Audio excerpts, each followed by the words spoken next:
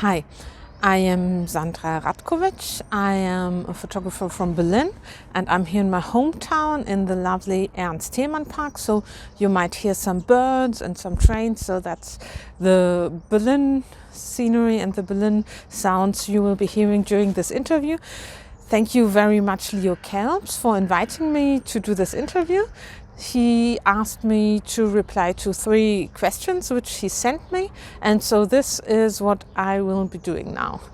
So the first question was, what is my background and what do I work on? So basically, I was born in Frankfurt, Maine, in Germany, and my mom is German and my father's from Croatia. So from the very beginning, I grew up between different cultures with different values, different traditions, different norms, and this is something that interested me and also influenced me in my artistic work and my artistic development. So that actually already leads to the second question that Leo Kelps asked me. Because he knows a lot about my work, he asked me whether I am just a photographer or whether I could also be called an observer and almost a sociologist, which is very flattering. And I think the answer definitely is yes. I'm going to give you some examples. For instance, I published 2 photo books so far. Actually, I'm working on my 3rd one now. So I published 2 photo books with Hatje Kant's publishing company. One was about Moscow and the changes in the aesthetics and the sceneries of the cities and symbols of patriotism, of former power, of new power. And my other photo book is about Brexit. I asked myself the question, can you see it in people's face? Can you see it by their clothes, by their appearance, whether they voted for Brexit or not? So I went to England and asked people on the street in Merseyside, the north of England, whether they voted for Brexit or not and what their opinion was. So for instance, this is something I worked on. My last project is about street art on the countryside. I was invited by Kunstverein Donnersberg to do an artist residency there and to explore the equivalence of the genuinely urban street art. I mean, street art lives off and is caused by what's going on in cities and the way people cannot take part in creating their surroundings. And they asked me to explore with my camera if like an equivalent can be found on the countryside, something that's like street art in urban sceneries or maybe completely different. So this is going to be my next photo book. I'm working on it at the moment. So I'm working on sociological questions, and I'm very interested in transitions in societies. I work on that a lot. My next exhibitions are going to be an exhibition about Brexit in Novi Sad. Much looking forward to it. I will be flying to Serbia next Friday, and the exhibition opening is on the 22nd of February. So if you happen to be in Novi Sad or if you want to travel to Novi Sad, you are invited to join us. It will be in Shock Corridor in the evening. You can find more infos on my website or on the flyer. And the next exhibition after that will be in New York, which leads us to the 3rd question.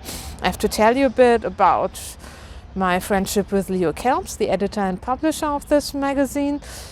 He came up to me one day and said, "Look, Sandra, I read in The Guardian that some new fairy tales were discovered in Regensburg. They are from like a long time ago." And he said, "Shall we do something with it?" And because the fairy tales are about from the same age that the fairy tales from the Gebrüder Grimm are, and a teacher in Regensburg discovered them in the city archive. And funnily enough, in Germany, nobody knew about that. In England and in the UK, it was all over the news. It was in the headlines of all the big newspapers, like new Gebrüder Grimm fairy tales rediscovered. And so I said, yeah, cool. Thank you for asking me. Let's do something about it. And we sat together and thought about what could be done.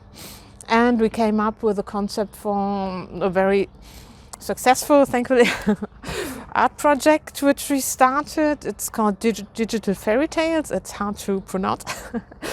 And we chose video artists and sound artists from different countries, from different cultures to work together. We did a selection of fairy tales, which we thought were symbolic for the gist of the fairy tales by Franz Xaver von Schönwerth. He's the guy who collected the fairy tales back then in the 19th century. And yeah, so a lot of very interesting pieces of art came out of that. We had a lot of screenings of the fairy tales during the Regensburg Short Film Week, during Light Year, of course, in New York, during Mitte Media Festival in the cinema of the Soho House. Now there's a train coming because we are in Berlin and there's lots of trains in Berlin. Yeah, so I always worked as a curator and chose together with Leo the sound artists and the video artists, which we thought would be doing a good job retelling the fairy tales. And the concept is not to tell the fairy tales like a Walt Disney movie or like a one-to-one movie, but to completely freely interpret the fairy tales. And we had some very interesting videos, like somebody did it with Lego Playmobil figures, somebody else just did graphics, somebody else was acted as a princess. So we have very different approaches. Yeah, and this time Leo asked me, Sandra, look, would you like to participate as an artist instead of a curator? At first I was a bit not really scared, but I thought, okay. Yeah, I was very excited. I did a mix of the telling of a fairy tale about women, and in my eyes the freedom of women and the difficulty sometimes to choose between freedom, between family life, between home, between work, between swimming, between walking, and a lot of things women have to decide every day in the whole world. And also I'm working on a project about deindustrialization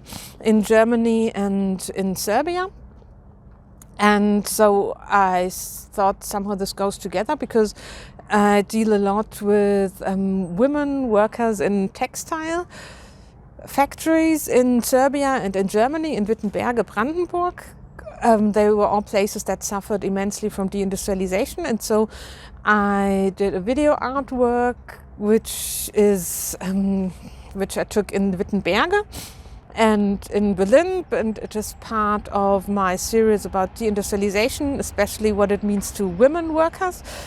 And also it is based on a very touching fairy tale with a black veil and a woman who transforms into a swan, but her husband wants her to stay in the castle, but she always misses the sea, the water.